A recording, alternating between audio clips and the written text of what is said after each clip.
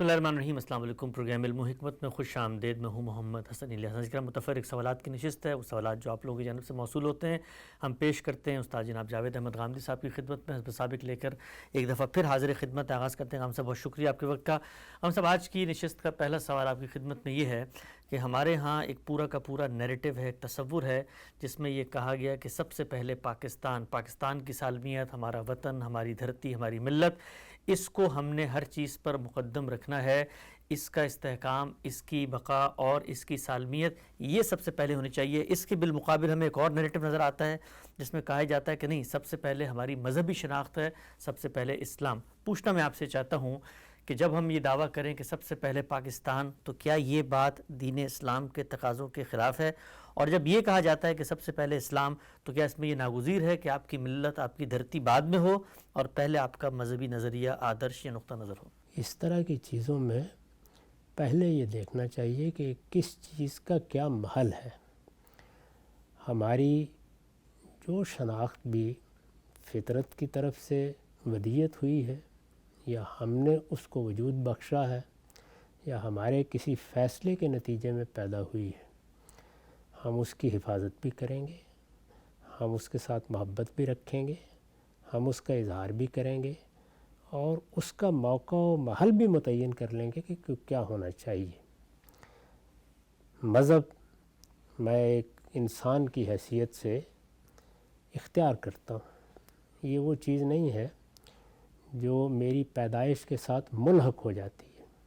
یعنی میں ایک علاقے میں پیدا ہوا ہوں، میں ایک برادری میں پیدا ہوا ہوں، میں نے ایک ماں کے بطن سے جنم لیا ہے، میرا ایک خاندان ہے، ان چیزوں کو تو میں خود اختیار نہیں کرتا، یہ اللہ کا فیصلہ ہے۔ اس نے مجھے کن ماں باپ کی آغوش میں ڈالنا تھا، کیا جگہ ہے جس سے وہ متعلق ہوتے، کون سی قوم ہے، کون سی برادری ہے، لیکن مذہب کو میں خود اختیار کرتا ہوں۔ یہ بالکل صحیح ہے کہ ہم پیدا ہوتے ہیں تو بالعموم والدین کا مذہب اختیار کر لیتے ہیں، لیکن وہ اس سب کے باوجود میری اختیاری چیز ہے۔ تو جب میں مذہب کو اختیار کرتا ہوں تو پہلا سوال یہ پیدا ہوگا کہ میں نے کیا اختیار کیا ہے۔ مذہب کا خلاصہ دو لفظوں میں بیان کیجئے، اور یہاں ظاہر ہے کہ ہم اسلام کے بارے میں بات کر رہے ہیں۔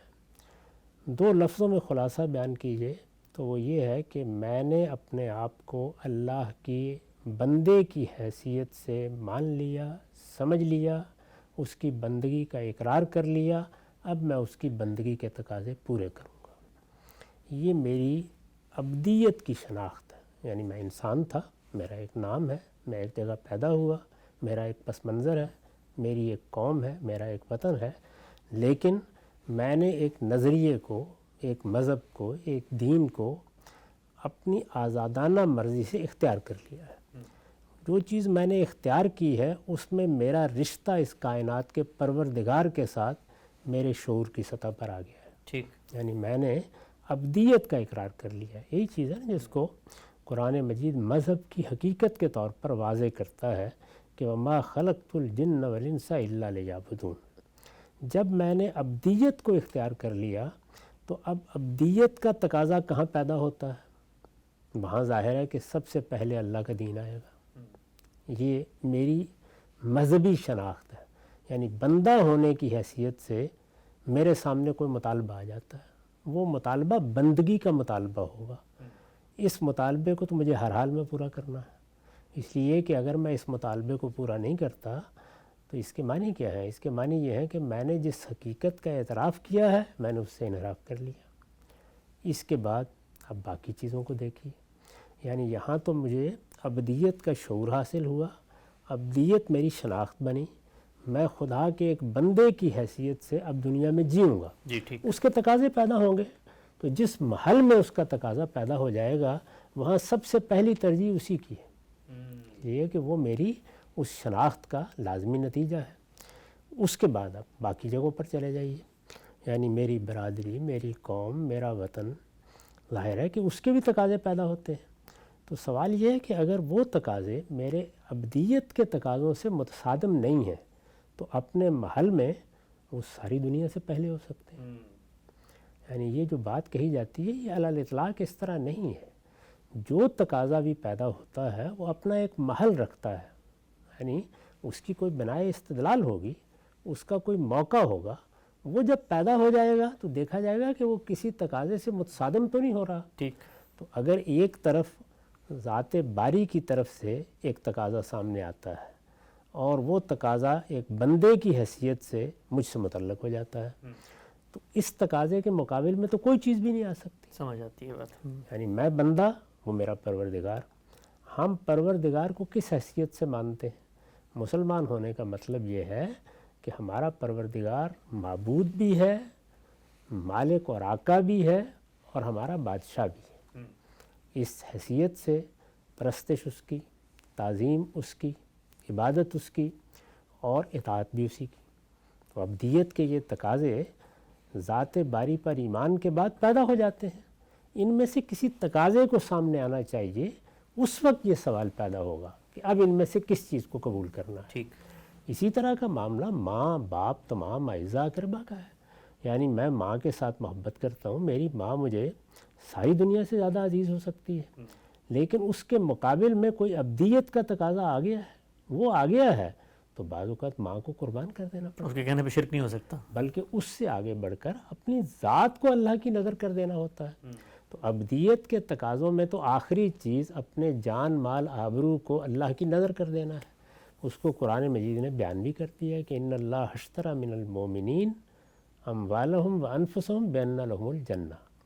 اللہ تعالیٰ نے بندوں کی حیثیت سے ہم سے ہماری جانیں، ہمارے مال خرید لیے، اور اس کے معاوضے میں یہ فرمایا ہے کہ میرا فردوس تمہارے لیے ہے۔ یہ تو عبدیت کے لازمی تقاضے ہیں۔ یعنی اگر بندہ مومن اپنے پروردگار سے تعلق قائم کرتا ہے تو پرستش کا تعلق بھی اسی سے ہوگا، اطاعت کا تعلق بھی اسی سے ہوگا، اور اپنا سب کچھ نظر کر دینے کا تعلق بھی اسی سے ہوگا۔ جتنی عبادات ہیں وہ میرے اسی تعلق کا علامتی اظہار ہے۔ اس کا کوئی تقاضا سامنے آنا چاہیے۔ اس تقاضے کے ہوتے ہوئے میرے لیے سب سے پہلے یہی ہے۔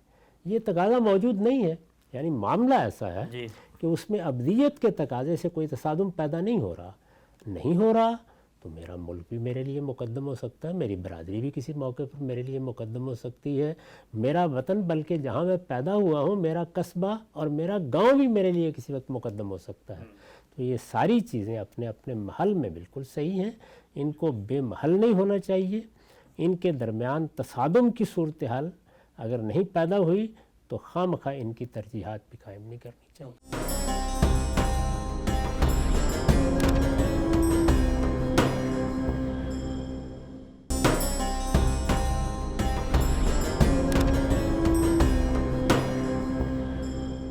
اچھا ہم سے بھی بڑی اچھی مثال آپ نے دی، جس میں ماں باپ کا جو رشتہ ہے ظاہری بات ہے وہ ہمارے وجود سے پیدا ہوتا ہے، لیکن اس کے بعد ہم اگر مسلمان ہیں تو قرآن مجید ہمیں کہتا ہے کہ ان کے سامنے کوئی آپ نے اف کا کلمہ بھی نہیں کہنا، بیزاری کا، اور ان کی اطاعت فرما برداری کرنی ہے، اس نے اخلاق سے پیش آنا ہے۔ لیکن اگر وہ شرک کی بات کریں تو اس معاملے میں اطاعت نہیں ہوگی۔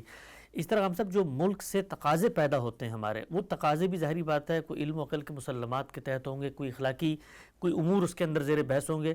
تو دین کی اپنی جو پوری دعوت ہے وہ بھی تو یہی ہے۔ یعنی مثال کے طور پہ اگر ہمارے ملک پر کوئی حملہ کر دے اور ہم نے اپنی دھرتی کو بچانا ہے تو اب صرف دھرتی کی بات نہیں ہے، مذہب بھی تو ہمیں کہتا ہے کہ ہم نے حفاظت کرنی ہے، فساد کو روکنا ہے۔ تو یہ ایسا بھی نہیں ہے کہ صرف پاکستان کے تقاضے الگ سے پیدا ہوں گے اور مذہب کے تقاضے کو الگ سے۔ بڑی اچھی مثال آپ نے دی، اسی ساری بات سمجھ میں آ جائے گی۔ یعنی اگر کسی موقع پر ہمارے ملک کو یا ہماری قوم کو کوئی خطرہ لاحق ہو گیا ہے، کسی نے حملہ کر دیا ہے، حملہ ظاہر ہے کہ جارحانہ ہوتا ہے، ظلم و عدوان کا باعث بنتا ہے، جارحیت کو اس وقت پوری دنیا میں ممنوع سمجھا جاتا ہے، اسی لیے سمجھا جاتا ہے کہ اس سے ظلم اور عدوان پیدا ہوتا ہے۔ اب ہم اس پر مطمئن ہیں کہ ہمارے خلاف جو اقدام کیا جا رہا ہے وہ ظالمانہ ہے، اس پر ہم مطمئن ہیں۔ ہم اس اقدام کا جواب دینا چاہتے ہیں یا اپنی حفاظت کے لیے کوئی اقدام کرنا چاہتے ہیں۔ اس طرح کے موقعوں پر یہ سوال پیدا ہوگا نا کہ کیا یہاں ہمارے دین کا کوئی تقاضا تو متصادم نہیں ہو رہا؟ یہ سوال تو ہر وقت پیدا ہوگا۔ تو اگر دین کا کوئی تقاضا متصادم نہیں ہو رہا تو پھر تو یہ بحث ہی ختم ہو گئی۔ اور اگر صورتحال اس کے بالکل برخلاف یہ ہو کہ ہمارا دین بھی اس معاملے میں وہی ہدایت کر رہا ہو، جی چنانچہ اگر مجھ سے آپ پوچھیں گے تو میں یہ کہوں گا کہ ہمارے دین میں ظلم و عدوان کے خلاف جہاد کا حکم دیا گیا ہے۔ جہاں کہیں ظلم و عدوان موجود ہو وہاں ہم تلوار اٹھا سکتے ہیں، بلکہ بعض صورتوں میں وہ ہمارے لیے واجب ہو جاتا ہے۔ یعنی اگر ہمارے پاس طاقت ہے، ہم ظلم کا مقابلہ کر سکتے ہیں یا ظلم کا خاتمہ کر سکتے ہیں، تو ہمارا دین یہ چاہتا ہے کہ ہم اپنی جان دے کر بھی ظلم کو ختم کرنے کی جدوجہد کریں۔ تو یہاں کیا ہوا، یعنی جو ابدیت کا تقاضا ہے وہ بھی سامنے آ گیا، اور جو قوم و ملک کے ساتھ محبت کا تقاضا تھا وہ بھی سامنے آ گیا، اور جو انسانی فطرت میں اپنی عزت، آبرو اور اپنے مال کی حفاظت کے تقاضے موجود ہیں وہ بھی سامنے آ گئے۔ تینوں کے درمیان کوئی تصادم نہیں ہے، تو پھر اس کے بعد تو یہ سوال ختم ہو جائے گا۔ لیکن اگر تصادم پیدا ہو جائے، مثال کے طور پر ہم سے یہ کہا جائے کہ ہم کسی قوم کے خلاف اقدام کرنا چاہتے ہیں، اور ہمارا ضمیر، استدلال، علم و عقل کے مسلمات سب گواہی دے رہے ہوں کہ یہ تو ظالمانہ اقدام ہے، یہ کسی حال میں بھی نہیں ہونا چاہیے، تو اس صورت میں ظاہر ہے ہمارا مذہب بھی روکے گا، اخلاقی اصول بھی روکیں گے، اور ہمیں یہ کہنا پڑے گا کہ اس طرح کے موقعوں پر آدمی کو قید و بند برداشت کر لینی چاہیے، لیکن کسی ظلم میں شامل نہیں ہونا چاہیے، کسی فساد میں شامل نہیں ہونا چاہیے۔ اگر کوئی ملک، کوئی قوم یہ دعوت دیتی ہے کہ ہم فساد برپا کرنے جا رہے ہیں، یا دوسروں پر ظلم کرنے جا رہے ہیں، یا ان کی آبروئیں لوٹنے جا رہے ہیں، یا ان کے مال ہتھیانے جا رہے ہیں، تو یہ سب ظالمانہ اقدامات ہیں۔ ظاہر ہے کہ ظلم کی تعریف کیا ہے؟ جان، مال، آبرو کے خلاف اقدام کرنا۔ تو اگر یہ اقدام بغیر کسی وجہ کے کیا جا رہا ہے تو صریح ظلم ہے۔ ظلم سے مذہب بھی روکتا ہے، اخلاقیات بھی روکتے ہیں، انسان کا ضمیر بھی روکتا ہے۔ عالمی سطح پر انسان جن حقوق کے قائل ہیں وہ بھی اس کے معنی ہیں، تو یہاں پر ظاہر ہے کہ اس طرح کی ہر دعوت کو رد کر دیا جائے گا، خواہ وہ اپنی قوم کی طرف سے آئے، خواہ اپنے ملک کی طرف سے آئے، خواہ کسی بڑے سے بڑے شخص کی طرف سے آئے۔ بالکل، نقطہ بالکل واضح ہو گیا۔ اچھا ہم صاحب، اس میں ایک اطلاقی عملی صورتحال میں آپ کے سامنے رکھتا ہوں، اور لگتا ہی ہے کہ مستقبل میں شاید مسلمان ممالک کے لیے اس طرح کی چیزیں زیادہ پیدا ہوں گی۔ مثال کے طور پہ پاکستان سے یہ مطالبہ کیا جاتا ہے کہ جی آپ اپنے ہاں سے کیپٹل پنشمنٹ کا خاتمہ کریں۔ اب اگر ہم اسلام کو مانتے ہیں تو اسلام تو ہمیں کہتا ہے کہ آپ نے سزائیں بھی نافذ کرنی، اس کے اندر قصاص بھی ہے، حدود بھی ہے، اگر کوئی قتل کرتا ہے، فساد فی الارض کا ارتکاب کرتا ہے تو اس کی جان بھی لی جائے گی، کیپٹل پنشمنٹ ہے اسلام میں۔ تو اب کیا کیا جائے گا اگر عالمی سطح پر آپ کو خطرہ ہو کہ جی آپ کا ملک اکیلا ہو جائے گا، عالمی قوتیں، اقوام متحدہ آپ کو کہہ رہی ہو، تو اس صورت میں جو مذہب کی ہدایت ہے اگر تصادم میں آ جاتی ہے ترجیح، تو کیا کریں؟ مطلب ہم اس صورت کے اندر کیا اپنے ملک کو قربان کر دیں؟ سینکشنز لگیں گی، دوائیاں بند ہو جائیں گی، اور ہم نے دیکھا بعض ممالک جو کھڑے ہونے کی کوشش کی وہ اس کرب سے گزرے۔ تو دین کیا کہتا ہے کہ دین کی ہدایت پر جب عمل کرنا مشکل ہو جائے تو پھر اس صورت میں دین ترجیح ہوگا یا وطن کی بقا ترجیح ہوگی؟ اس کو بھی اللہ تعالیٰ نے اپنی کتاب میں بالکل واضح کر دیا ہے، یہ بتا دیا ہے کہ جو احکام بھی دیے گئے ہیں ان سے استرار کا استثناء ہے۔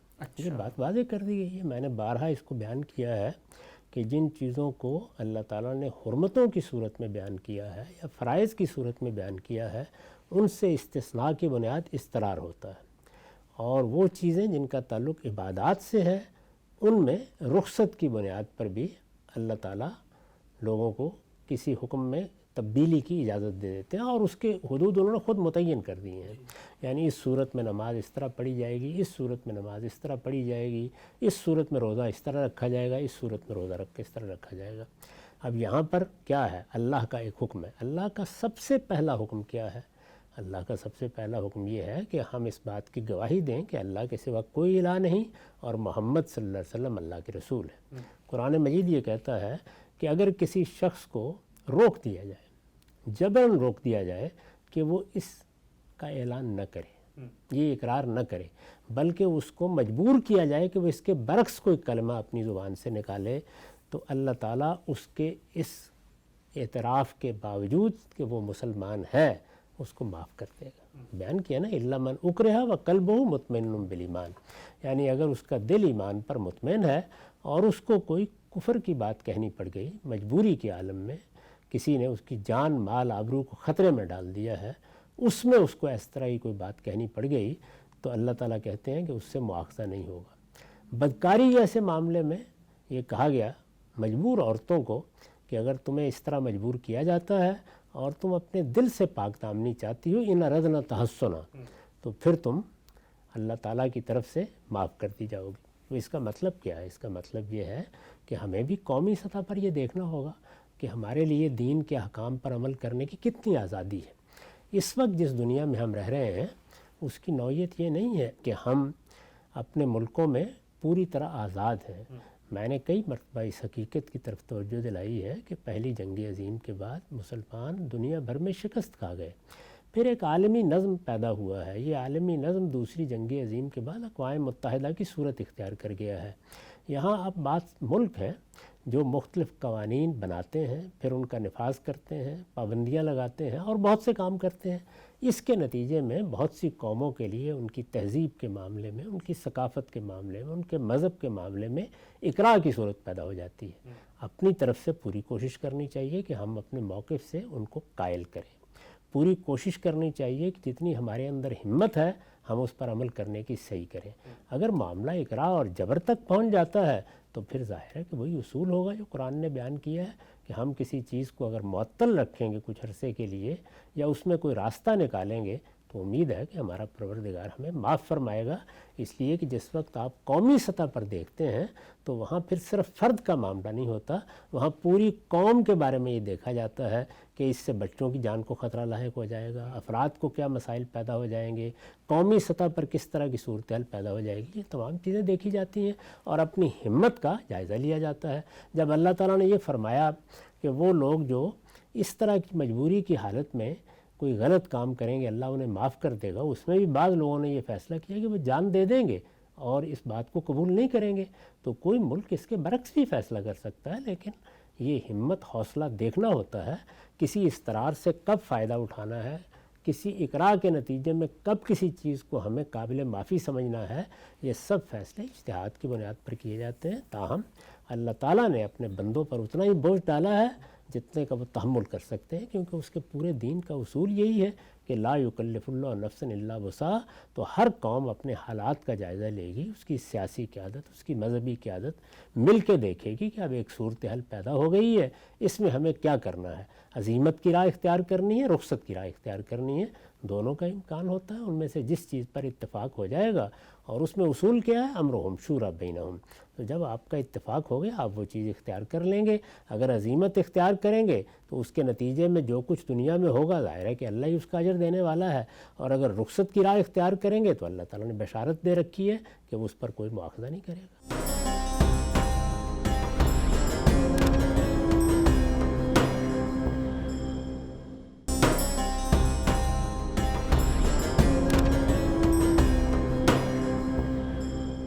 نقطہ بالکل واضح ہو گیا، آگے بڑھاتے ہیں سلسلہ گفتگو کو۔ اچھا ہم سے بھی بیان کیجیے گا کہ اس کو آپ نے بڑی وضاحت سے کئی دفعہ لوگوں کے سامنے رکھا ہے کہ قرآن مجید نے غلامی کے خاتمے کے حوالے سے ایک پورا کا پورا قانون دیا ہے اور تدریج کے ساتھ ایک سوشل ایول تھا اس کو ختم کیا۔ اس طرح کے معاملات میں کوئی ورڈکٹ دے کے دو ٹوک انداز میں ایک دن میں یہ معاملہ ختم نہیں ہو جاتا۔ سوال یہ پوچھا جاتا ہے کہ یہ تو چلے سمجھ میں آتی ہے بات کہ آپ نے رفتہ رفتہ ایک چیز کو ختم کرنا ہے، لیکن قرآن مجید کے اندر ہمیں اس اخلاقی برائی کی کنڈیمنیشن پہ کوئی ایک لفظ بھی نہیں ملتا۔ جس طرح شراب کے بارے میں کہہ دیا گیا ہے کہ بھئی یہ اس کا جو گناہ ہے وہ بہت زیادہ ہے، اور بھی بعض جرائم کے بارے میں آ جاتا ہے، لیکن غلامی جس کے اندر ایک انسان کی ایک طرح سے عصمت کو، جان کو، آبرو کو، اس کی شخصیت ذات کو قید کر لیا گیا ہے، اس کو کنڈیم کہیں نہیں کیا گیا۔ اس کے بارے میں کوئی منفی کلمہ، منفی جملہ قرآن میں کیوں نہیں ملتا ہمیں؟ اس کی وجہ یہ ہے کہ یہ بجائے خود ایک اخلاقی اصول سے پیدا ہوئی تھی۔ ہمارے ہاں لوگ جس غلامی سے واقف ہیں، خاص طور پر جو مغربی قوموں نے روا رکھی، اس کی بنیادیں اخلاقی نہیں تھیں، وہ تو سراسر ظلم تھا۔ آپ مختلف علاقوں میں گئے ہیں، وہاں سے آپ نے آزاد لوگوں کو پکڑا ہے، آپ نے ان کو جہازوں میں بھر لیا ہے، اور جس طرح جانوروں کو پکڑ کے لے آتے ہیں اس طریقے سے آپ پکڑ کے لے آئے ہیں۔ غلامی جو اس سے پہلے پیدا ہوئی وہ یہاں سے پیدا نہیں ہوئی، وہ جارحیت کی سزا سے پیدا ہوئی۔ یعنی جس وقت کسی قوم کے درمیان، کسی قبیلے کے درمیان یا دو قبیلوں کے درمیان جنگ و جدال برپا ہو جاتی ہے تو ظاہر ہے کہ جنگ و جدال میں دونوں فریق ایک دوسرے پہ الزام رکھ رہے ہوتے ہیں۔ ایک فریق یہ کہتا ہے کہ تم نے زیادتی کی ہے، دوسرا کہتا ہے تم نے زیادتی کی ہے۔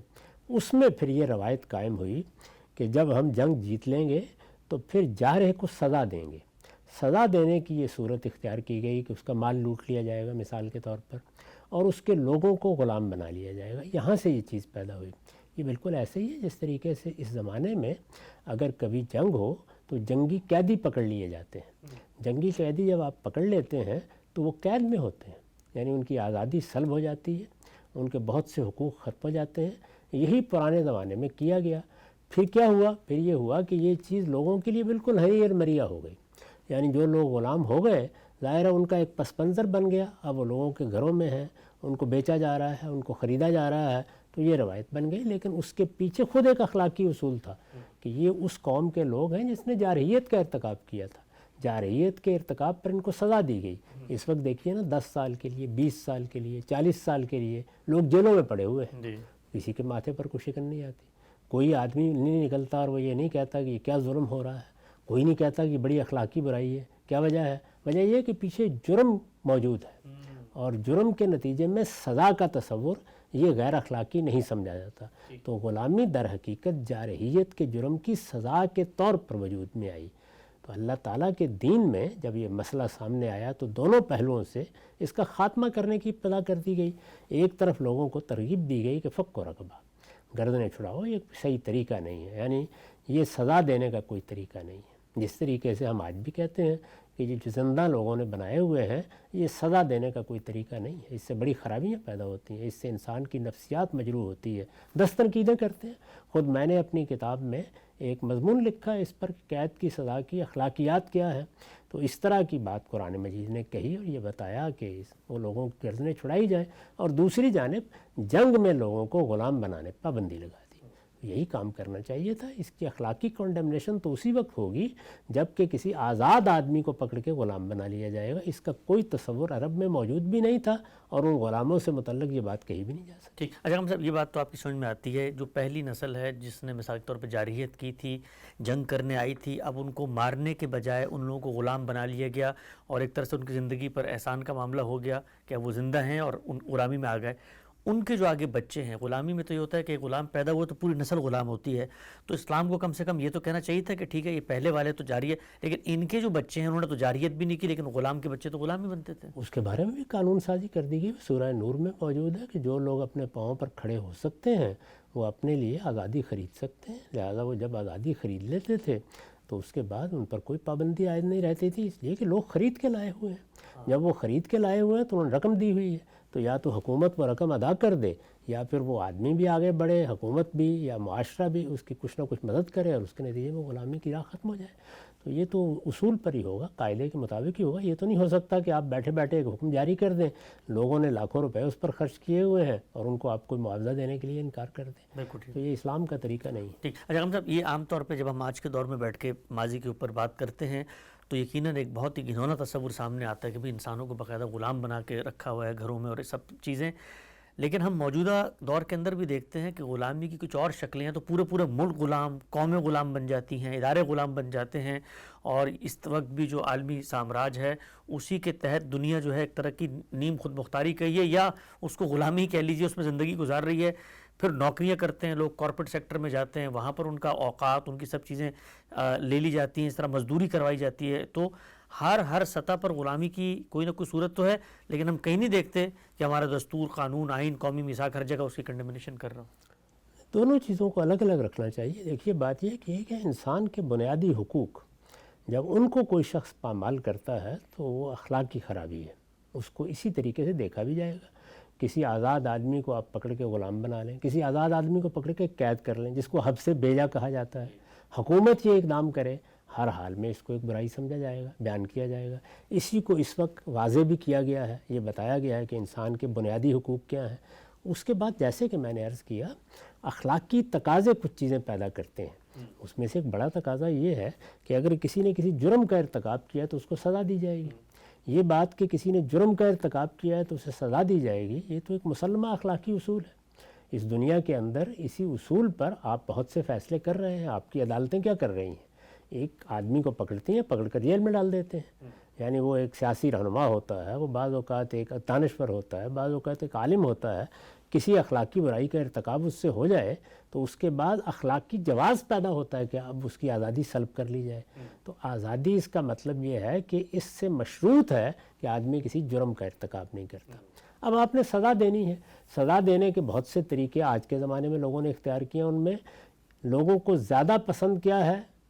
ایک آدمی کو زندہ میں ڈال دینا۔ یہ آخری درجے کی غلامی ہے، یعنی جب آدمی کو آپ نے زندہ میں ڈال دیا تو اب اس کے بعد نہ وہ باہر جا سکتا ہے، نہ کوئی کام کر سکتا ہے، نہ اپنے بچوں سے مل سکتا ہے، کچھ بھی نہیں کر سکتا۔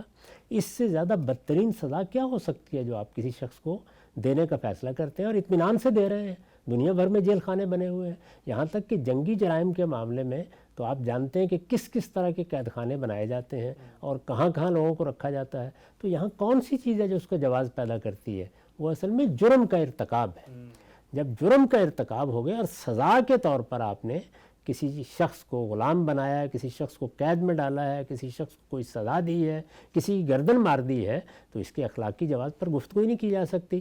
یہ کہا جا سکتا ہے کہ فلاں جرم کی جو سزا آپ دے رہے ہیں اس میں مناسبت نہیں ہے، یعنی جرم اور اس کی سزا کے درمیان مناسبت نہیں ہے، یہی بحث کی جائے گی۔ تو یہی بحث وہاں ہو سکتی تھی کہ یہ صحیح نہیں ہے کہ اگر کسی قوم نے جارحیت کی ہے تو اس کے نتیجے میں اس کے لوگوں کو نسل بعد نسل غلام بنا لیا جائے۔ تو کوئی آدمی یہ کہے گا کہ بس ایک نسل ہونی چاہیے، دوسرا یہ کہے گا 10 سال ہونے چاہیے۔ جیسے مثال کے طور پر دیکھیں تورات میں اللہ تعالیٰ نے کیا کیا، وہ لوگ جو غلام بنائے ہوئے تھے اور ان کو خرید کے لے آیا جاتا تھا، تو یہود کو تورات میں یہ کہا گیا کہ 6 سال بہت ہے۔ اچھا 6 سال بعد ان کو چھوڑ دیں۔ 6 سال کے بعد نہ صرف یہ کہ آپ ان کو رہا کر دیں گے بلکہ ان سے اس موقع کے اوپر کہیں گے کہ یہ میرا گھر ہے، یہ میری دولت ہے، ان میں سے اپنی ضرورت کے لیے جو چیز لے سکتے ہو لے جاؤ۔ تو ایک طریقہ یہ اختیار کیا گیا۔ تو پہلے یہ بنیادی طور پر سمجھ لینا چاہیے کہ لوگ غلامی وہ لے لیتے ہیں جس میں آزاد لوگوں کو پکڑ کر لوگ جہازوں میں بھر کر لاتے تھے اور پھر ان سے غیر انسانی سلوک کرتے تھے، یہ اور غلامی ہے۔ وہ غلامی جو عربوں میں موجود تھی یا قدیم زمانے میں موجود تھی اس کا تعلق اس سے نہیں تھا۔ لوگ اس وقت بھی بعض اوقات آزاد لوگوں کو پکڑ لیتے تھے، لیکن عربوں میں جو غلامی تھی اور جس غلامی کو اسلام سے سابقہ پڑا وہ یہ نہیں تھی، وہ یہ تھی کہ لوگوں کو جارحیت کے نتیجے میں جنگ میں پکڑا گیا ہے۔ چنانچہ اس کا کوئی سوال ہی نہیں تھا کہ کسی آزاد کو غلام بنانے کی اجازت دی جائے یا آزادی دی جائے۔ جنگ کے میدان میں 2 قومیں اتری ہیں، ان کے درمیان جنگ ہوئی ہے، اس میں جن لوگوں نے جارحیت کا ارتکاب کیا ہے اگر وہ شکست کھا جاتے ہیں تو اخلاقی اصول یہی تھا کہ ان کو پھر سزا دی جائے گی۔ تو غلامی گویا جارحیت کی سزا کے طور پر رائج ہوئی، اس میں حدود سے تجاوز بھی ہونے لگ گیا۔ اسلام آیا تو اس نے کیا کیا، حدود سے جو جہاں تجاوز ہو رہا تھا اس کا تو فوراً خاتمہ کر دیا اور آئندہ کے لیے اس سزا کا بھی خاتمہ کر دیا۔ باقی چیزوں کو قدرت کے راستے پر چھوڑ دیا، وہ اپنے طریقے کے مطابق چلیں گی اور آہستہ آہستہ ختم ہو جائیں گی۔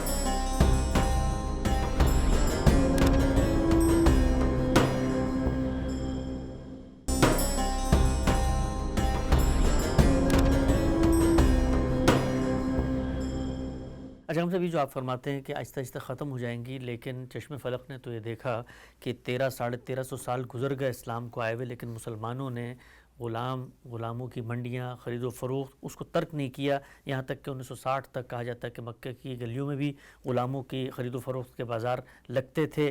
تو اس کی کیا وجہ ہے کہ اسلام نے جو قاعدہ دیا تھا کہ تدریج سے خاتمہ ہو، لیکن نتیجے میں تدریج سے تو خاتمہ نہیں ہوا؟ اسلام کی باقی باتیں سب لوگوں نے مان لی ہوئی ہیں۔ ظاہر ہے کہ جب اللہ کا دین کوئی بات کہتا ہے تو لوگ اپنے حالات کے لحاظ سے اس کو سنتے اور سمجھتے ہیں، بعض چیزوں کو مان لیتے ہیں، بعض کو نہیں مانتے۔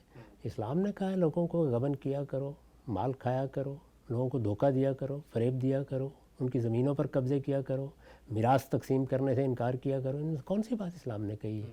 تو لوگ بعض اوقات بعض چیزوں کی تعویل کر کے اپنے لیے راستے نکال لیتے ہیں۔ اس لیے لوگوں کے اعمال کی کوئی ذمہ داری ہمارے دین پر عائد نہیں ہوتی۔ جو دین کی بات ہے وہ میں نے آپ کو واضح کر دی، اور وہ یہ کہ یہ کوئی اس نوعیت کی غلامی نہیں تھی۔ جنگوں میں لوگوں کو پکڑ لیا جاتا تھا اور انہیں سزا کے طور پر لوگ غلام بنا لیتے تھے، وہ پھر آگے بکتے بھی رہتے تھے، لوگ خرید کے اس طرح کے لوگوں کو لے آتے تھے۔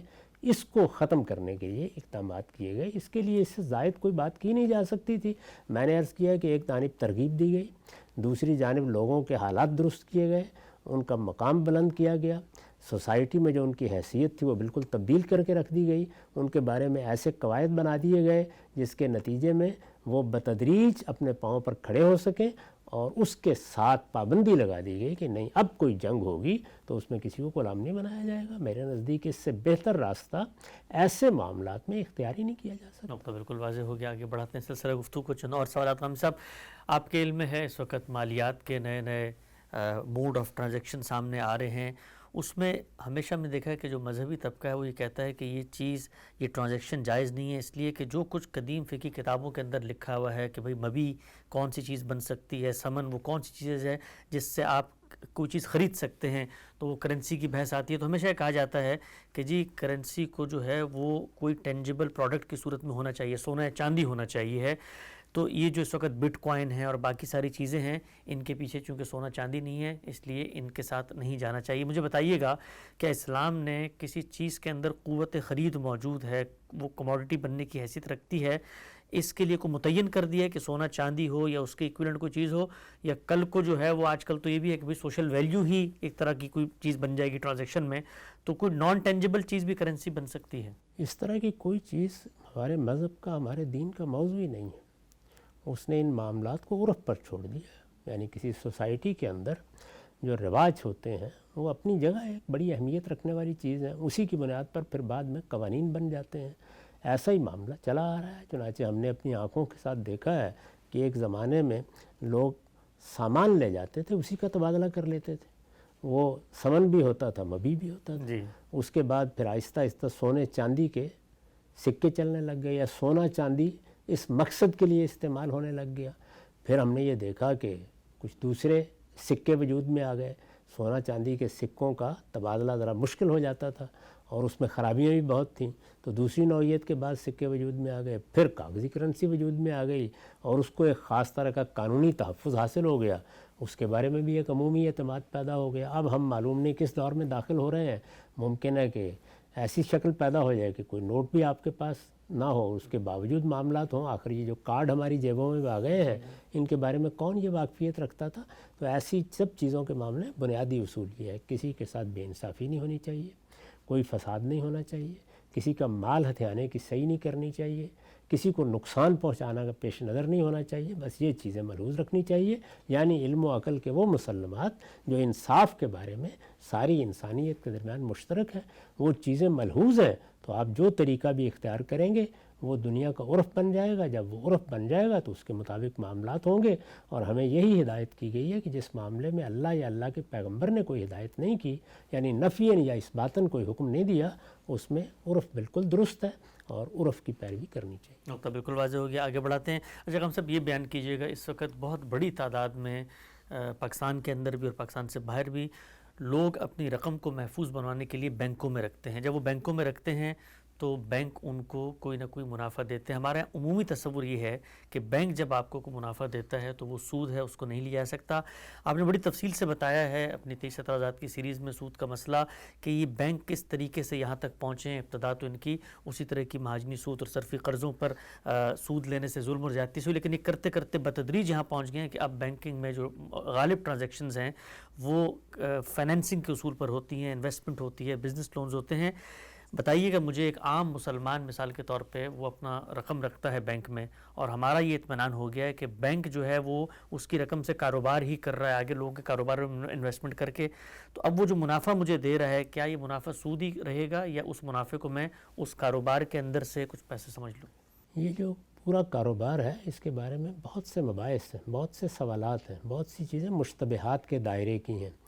اور بینکوں کے ہاں ابھی بھی بہرحال کسی نہ کسی درجے میں 1% ہو، 2% ہو، 4% ہو، سود کا اسی نوعیت کا کاروبار ہوتا ہے جو قدیم زمانے میں تھا. اس وجہ سے میں نے ہمیشہ لوگوں کو یہ بتایا ہے کہ وہ یہ سمجھ لیں کہ سود کیا ہے. یعنی اللہ تعالیٰ نے ہمیں جو اخلاقیات سکھائی ہے اس میں یہ بات طے ہے کہ ہم کسی کو قرض دیں گے تو اس پر کسی منفعے کا مطالبہ نہیں کریں گے. قرض در حقیقت تبرک اور نیکی کا ایک عمل ہے. یعنی ہمیں اللہ تعالیٰ نے اگر کوئی زائد دیا ہے تو ہم ویسے ہی اپنے کسی بھائی کو دے دیں گے، اور اگر اتنی ہمت نہیں ہے اور قرض دیا ہے تو اس پر کبھی نفع نہیں لے سکتے. قرض پر نفع کا مطالبہ کیا جائے تو یہ سود ہے. بینکوں کے کاروبار میں ایک حد تک یہ چیز بھی موجود ہے. بعض معاملات اب اس سے بالکل مختلف ہو چکے ہوئے ہیں، لہذا اس میں صحیح بات وہی ہے کہ ہر آدمی کو اس کا فیصلہ خود کرنا چاہیے. اگر اس کا اطمینان ہے کہ زیادہ معاملات اب درست ہو گئے ہیں تو وہ اس سے فائدہ اٹھا سکتا ہے، اس لیے کہ غلبے ہی کا اعتبار کیا جاتا ہے. اور اس کا اطمینان نہیں ہے تو اس کو اجتناب ہی کرنا چاہیے. ٹھیک. اگر ہم سے بھی ہمارے اسلامی بینکنگ کی ایک پوری روایت ہے جو لوگوں کو یہ اعتماد دلاتے ہیں کہ ہمارے ہاں وہ معاملات نہیں ہو رہے جو کنونشنل بینکنگ میں ہوتے ہیں، تو ایک عام آدمی کے لیے ایک زائد اعتماد، چونکہ ہم نہ کنونشنل بینکنگ میں جا کے تحقیق کر سکتے ہیں نہ اسلامی بینکنگ کر سکتے، لیکن دعویٰ جو ہے منہ پر اس کا یقین کیا جا سکتا ہے، تو اگر کوئی اس طرح کا دعویٰ کرتا ہے تو اس پر زیادہ یقین آدمی کو پیدا ہو جاتا ہے۔ ظاہر ہے اس کا تعلق بھی دیکھیے فرد کے فیصلے سے ہے، اس کا اطمینان ہو گیا ہے تو بس وہ اسی کا مکلف ہے۔ اب اطمینان کے بارے میں شریعت نے کوئی پابند نہیں کیا کہ یہ کرو اور وہ کرو پھر اطمینان ہونا چاہیے، لیکن افراد کے طبع میں بڑا فرق ہوتا ہے۔ ایک آدمی کا اطمینان ہے، اس کو اطمینان کے ساتھ فائدہ اٹھانا چاہیے، اللہ تعالیٰ اس کے اطمینان کی بنیاد پر جو کچھ اس نے کیا ہے اگر اس میں کوئی غلطی بھی ہوئی ہے تو معاف فرمائے گا۔ اطمینان نہیں ہوا تو وہی بات ہے جو حضور نے فرمائی کہ سل نفسک، اپنے دل سے پوچھو، اگر تمہارا دل مطمئن نہیں ہے، تمہارا ضمیر مطمئن نہیں ہے تو پھر اس سے اجتناب کرنا چاہیے۔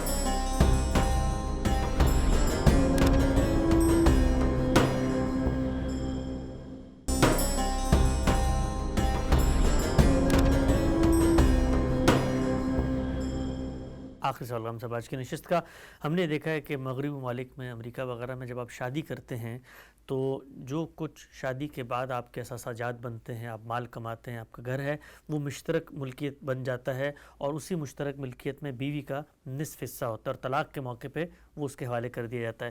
پاکستان کے اندر بھی اسی ضمن کی قانون سازی کی باتیں کی جا رہی ہیں۔ میں اصولی طور پہ آپ سے پوچھنا چاہتا ہوں کہ دین اسلام کو اس طرح کے کسی معاہدے پر اعتراض ہوگا کہ میاں اور بیوی آپس میں مل کے معاہدہ کر لیں کہ جو کچھ ہم کمائیں گے، کیونکہ دونوں کی محنت اس میں لگ رہی ہے، بیوی گھر در سنبھالتی ہے، شوہر باہر جاتا ہے، اسی سے جو مال پیدا ہوتا ہے تو جو کچھ پیدا ہوگا وہ آدھا آدھا ہوگا۔ نکاح ایک معاہدہ ہے، قرآن نے خود اس کو میثاق غلیظ کہا ہے، اس میں ہر شخص کو یہ موقع دینا چاہیے کہ دونوں کے مطالبات کیا ہیں وہ نکاح کے موقع پر لکھ لیے جائیں۔